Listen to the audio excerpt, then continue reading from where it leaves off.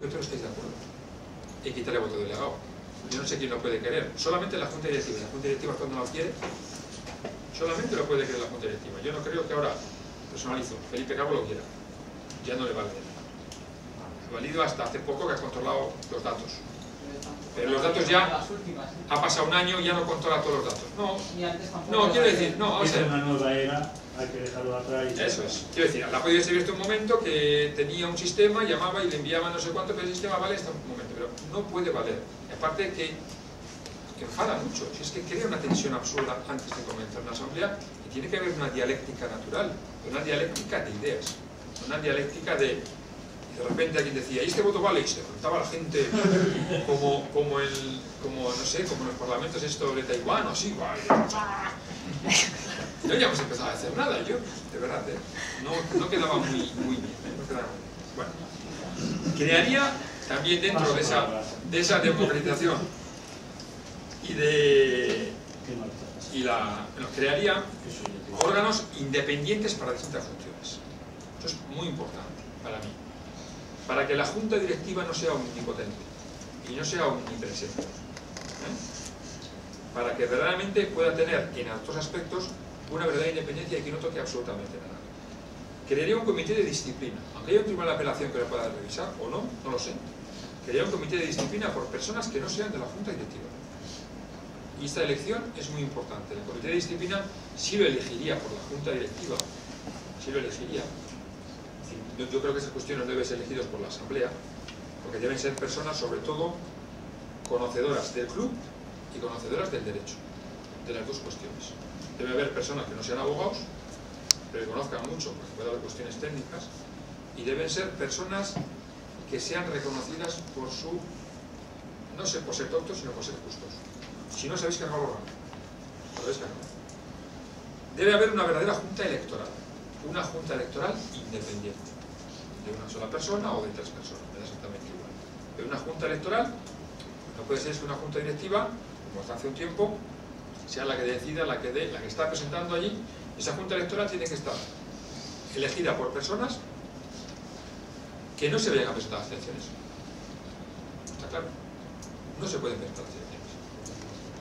No tiene que tener ningún interés, ni ningún familiar. Tiene que tener ningún interés, sino resolver cuestiones que van a pasar sobre dar datos, sobre si vale el voto, sobre si no vale el voto.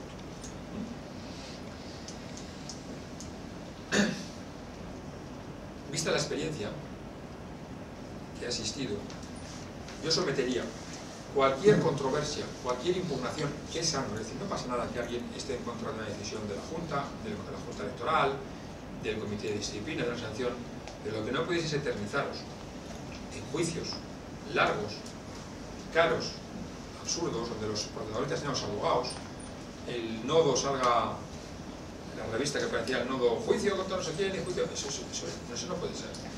Y que ahora mismo todavía no estén resueltas las minutas de no sé qué de las minutas, y al final el mayor Cristo de la última asamblea fuera el voto delegado y las minutas. Eso discutisteis el otro día. Las minutas. El voto delegado por las minutas. Eso, sí. Los problemas son para resolver. Entonces, yo expresamente en estatutos, si hiciese una modificación, sometería, y ser socio significa estar sometido a ello necesariamente, cualquier resolución de los conflictos, es decir, la impugnación de cualquier decisión del CEPA, a un órgano arbitral o a una corte arbitral especializada y de prestigio. Si tienen el Colegio de Abogados de Madrid, la Cámara de Comercio. Ventajas: en 6 meses máximo tiene que estar finalizado el procedimiento.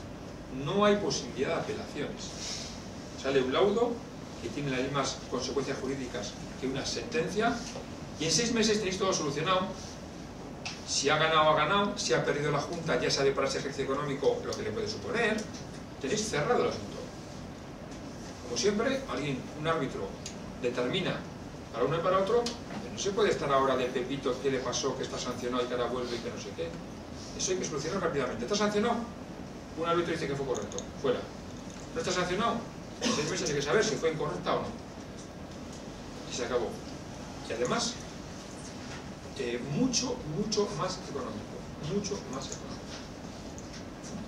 Un procedimiento arbitral es mucho más económico, no hace falta procuradores, no hace falta muchas cosas. Es mucho más económico, y además mi experiencia, yo es un sistema que yo soy árbitro en algunas cuestiones, sobre todo de deportes, y también soy parte en muchos procedimientos, es que es más ágil que un juzgado. Porque vas a un juzgado, en mi experiencia, cuando hemos ido Manuel Martín y yo, y a una jueza que acaba de ver un divorcio, cada no sé qué, le venimos aquí los de los perros, y empezamos a contar que si Vicente, que está sancionado, y el otro está sancionado, y tal. En media hora, en una hora tenía que aprender todo eso, tenía que empaparse de todo, de un montón de documentación absurda, a la vez que tenía que dictar las sentencias anteriores y las posteriores y de toda la semana, de temas quizás que entiende más que vayan a los tribunales.